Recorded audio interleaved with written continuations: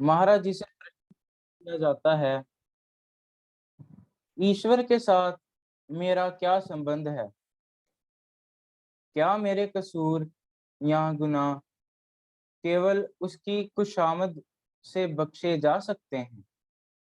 अगर नहीं, तो ईश्वर से क्या मांगना चाहिए? अगर की गलती का फल भुगतना है, तो ईश्वर से डरना तो जरूरी है, उससे प्रेम क्यों? महाराज जी बड़े प्रेम से उत्तर देते हैं, ईश्वर एक शक्ति है जो हर वक्त आनंद स्वरूप है और हर एक गुण में पूर्ण है और शाश्वत है। वह दुनियावी राहत और रंज से अलग असली खुशी है, हर एक ताकत का स्रोत है। इससे मुकाबले में जीव माया की गिरफ्तारी में आकर हर एक तकलीफ में ग्रस्त रहता है, यानी किसी हालत में भी रंजो गम से छूट नहीं सकता।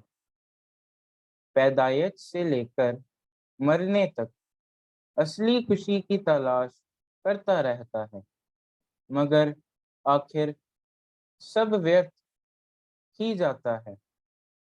दुनिया से बेकरार और बेजार ही जाता है। इस बेजारी और बेकरारी से अबूर पाने की खातिर ईश्वर की भक्ति रियाजत है। जब तक ईश्वर का विश्वास ना धारण किया जावे, तब तक झूठी दुनिया की तमन्ना कम नहीं होती, बल्कि बढ़ती जाती है और दिन रात बड़ी से बड़ी कोशिश करके अज्ञान की गिरफ्तारी में आ जाता है। अज्ञानवश होकर वह असली खुशी को पहचान नहीं सकता। यह ही दुनिया की बेजारी है। राजा भिखारी, दिव्यांगर कंगाल, सबकी बेजारी अर्थात व्याकुलता एक जैसी, यानी कामनाओं की आग हर एक जलाती है। इच्छित वस्तु को हासिल करके भी जीव शांति को नहीं पाता और उसके नाश होने से जीव अधिक दुखी होता है। इस वास्ते दुनिया एक रंजोगम की जगह है। ज्यों-ज्यों में गिरफ्तार होता जाता है, त्यों-त्यों अति कलेशवान होता जाता है। आखिर कालीबे नश्वर शरीर को छोड़कर फिर दूसरे शरीर की गिरफ्तारी में आ जाता है। यही हालत बनी रहती है जब तक के अविनाशी खुशी यानी ईश्वरीय शक्ति के साथ मिलाप ना कर लवे। जीव ईश्वर शक्ति का अंश है। रामचरितमानस में भी आता है, ईश्वर अंश जीव अविनाशी, चेतन अमल सहज सुख राशि। इस वास्ते यह अपने कुल स्वरूप के जाने बगैर कभी भी ख्वाहिश के अजाब से छूट नहीं सकता। मन की इस बात को दूर करने की खातिर अपने कुल स्वरूप यानी ईश्वर की पूजा करता है। जिस वक्त ईश्वर का विश्वास दृढ़ हो जाता है, उस वक्त नाशवान जाल से मुखलसी हासिल करता है। पैदाइश और फना से छूटने की खातिर ईश्वर भक्ति है। बाकी दुनियावी पदार्थों की खातिर जो भक्ति करता है, वह अज्ञान है। जो कुछ भी जीव ने नेकी बद कर्म किया है, उसका फल जरूरी मिलता है। चाहे इबादत करे चाहे ना करे। ईश्वर की भक्ति विशेष रूप से इस वास्ते की जाती है कि आरजी दुख सुख में समता बनी रहे, हर हालत में धीरजवान रहे और ख्वाहिश के अजाब से छूट मिले। यही दर्जा मुक्ति की स्थिति का है, अर्थात निजात का है। जिन लोगों ने ईश्वर की बंदगी की, उनका जीवन विचार कर सकते हो कि किस तसल्ली में उन्होंने राहत में रंज अर्थात सुख और दुख को बर्दाश्त किया। यह हालत असली खुशी की है, जिसमें आरजी खुशी व गमी की मदाखत नहीं। इसी शांतिमय हालत को हासिल करने की खातिर भक्ति है। जब तक इस हालत को आप प्राप्त ना कर लें, तब तक खुशी व गमी यानी पैदाइश व फना के दायरे से नहीं निकल सकते। ईश्वर शक्ति काल और कर्म से मुक्त है, यानी हर हालत में पूर्ण है। जीवन हर हालत में काल और कर्म की गिरफ्तारी से भयभीत रहता है। इस अजाब से छूटने की खातिर अपने कुल स्वरूप से प्रेम और उसकी प्राप्ति की जरूरत है। वह ही हालत परमानंद की है। जीव देह के सुखों को सत्य जानकर हर वक्त लवलीन रहता है। जब देह नाश हो जाती है, तब सुख कहाँ, बेजारी ही बेजारी।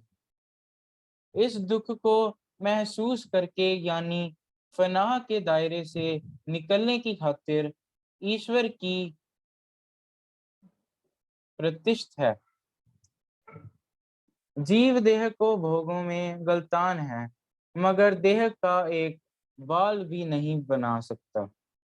बताओ, चीज दूसरी ताकत के सहारे है, वहां कहाँ तक सुख दे सकती है।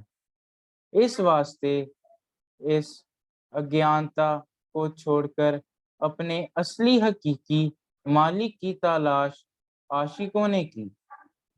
शरीर एक नाश होने वाली चीज है, उसका मोह अधिक दुख रूप है।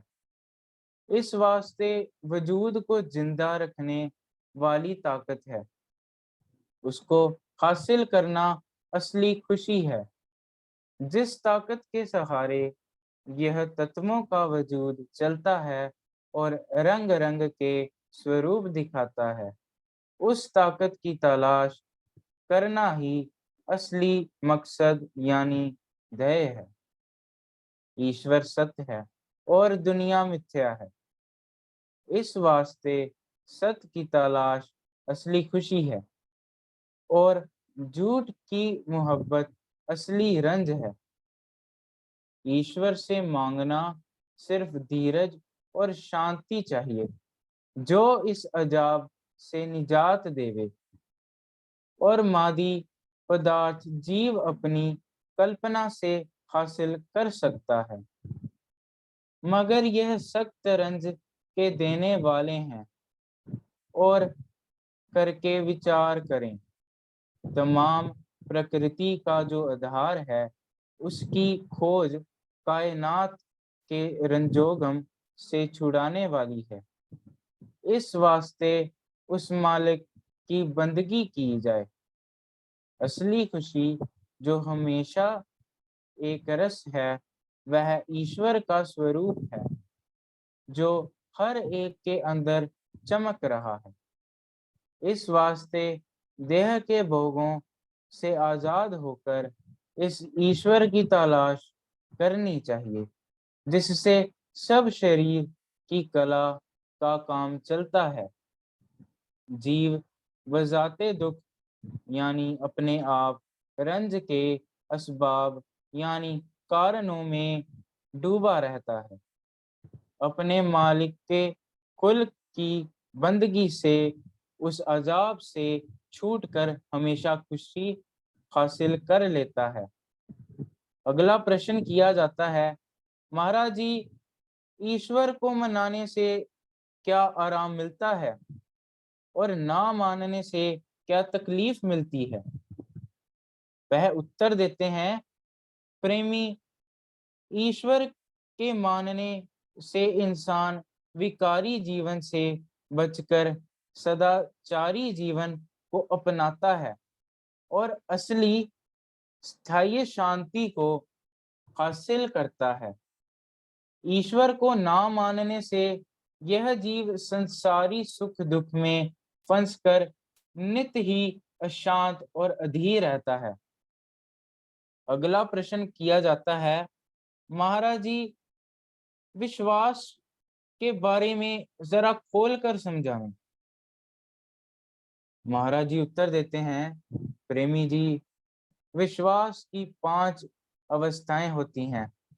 पहली अवस्था में मनुष्य अपने शरीर के भोगों पर एकमात्र विश्वास करता है, अर्थात भोगों के सामान एकत्र करने के वास्ते हर प्रकार की खोज धारण करता है और तमाम जीवन उचित और अनुचित के एक तरफ रखकर भोगों को साधन एक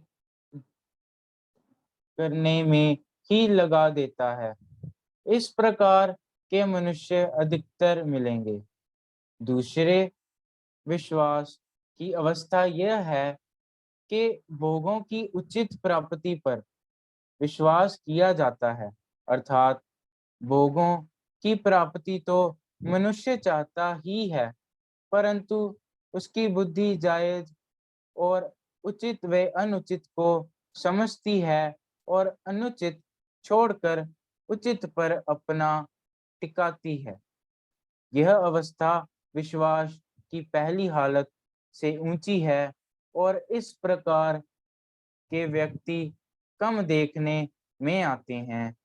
ओम ब्रह्म सत्यम सर्वधार। दास से कोई गलती हुई हो तो क्षमा चाहता हूँ।